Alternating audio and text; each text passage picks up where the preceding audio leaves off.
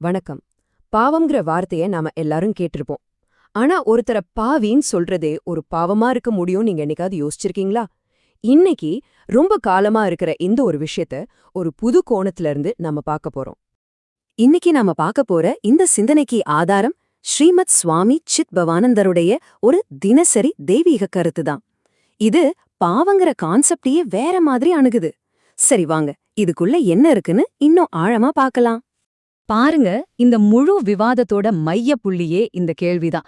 நம்மள ஆழமா சிந்திக்க வைக்குது இல்லையா? நம்ம ஒருத்தர பாவின்னு நினைக்கிறதே தப்புன்னா அப்போ எதுதான் உண்மை? இந்த கேள்விதான் நம்மளோட இன்னிய பயணத்துக்கு அஸ்திவாரமா அமையப்போகுது. சரி, முதல் விஷயத்துக்குள்ள போலாம். அது என்ன இறையியலாளர்களின் பாவம்? வாங்க பார்க்கலாம். இது எவ்வளோ ஆழமான ஒரு விஷயம் பாருங்க.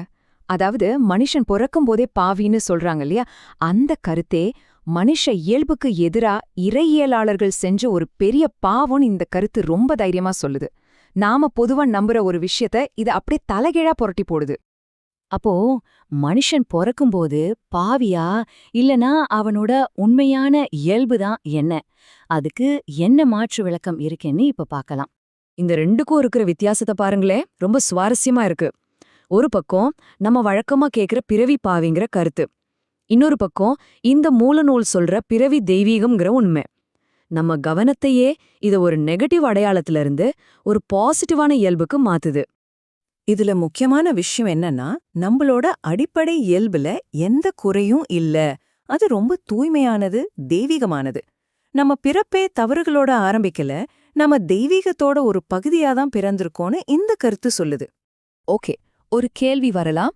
நம்ம இயல்பாவே பாவி இல்லனா அப்போ ஏன் தப்பான விஷயங்கள் எல்லாம் நடக்குது? அதுக்கு இந்த பகுதி பதில் சொல்லுது. இங்கதான் ஒரு முக்கியமான வித்தியாசத்தை நம்ம கவனிக்கணும். ஒருத்தரோட அடையாளம் பாவம் இல்ல, ஆனா அவரோட செயல்களோட தொகுப்பு தான் அவர்.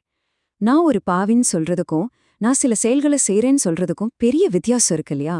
அந்த பார்வைதான் இங்க முன்வைக்கப்படுது. இந்த பாயிண்ட்ஸ கொஞ்சம் பாருங்க. ஒரு குழந்தை தெரியாம சில விஷயங்களை செய்யுது. அது பாவம் செய்யல, அது செயல்படுது. பாவங்கிறது ஒருத்தர தாழ்த்துற ஒரு செயல், அது அவரோட பிறவி குணம் கிடையாது.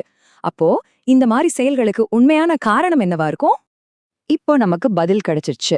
நாம செய்யற தவறுகளுக்கு காரணம் நம்மளோட கெட்ட குணம் இல்ல, நம்மளோட அறியாமை, அதாவது விழிப்புணர்வு இல்லாததுதான். ஒருத்தர் வேணும்னே கெட்டவரா இருக்கிறத விட தெரியாம தான் தப்பு செய்யறாருங்கிறது தான் இதோட அர்த்தம். சரி, இப்ப அடுத்த கட்டத்துக்கு போலாம். நாம தப்பு பண்ணா மனம் திருந்தணும்னு சொல்வாங்க இல்லையா? ஆனா அந்த செயல்பாட்டுல ஒரு சுவாரஸ்யமான உளவியல் முரண்பாடு இருக்குன்னு இந்த கருத்து சொல்லுது. அது என்னன்னு பார்க்கலாமா? இந்த சைக்கிளை கொஞ்சம் கவனிங்க. ஒருத்தர் தெரியாம ஒரு தப்பு பண்றாரு, அதுக்காக அவரை மனம் திருந்த சொல்றாங்க. ஆனா அப்படி மனம் திருந்தும்போது அவர் செஞ்ச தப்பையே திரும்ப திரும்ப மனசுக்குள்ள கொண்டு வர வேண்டியிருக்கு. இதனால என்ன ஆகுதுன்னா, அந்த தப்ப மறக்கிறதுக்கு பதிலா மனசளவுல அதையே திரும்ப திரும்ப செஞ்சு பாக்குற மாதிரி ஆகிடுது.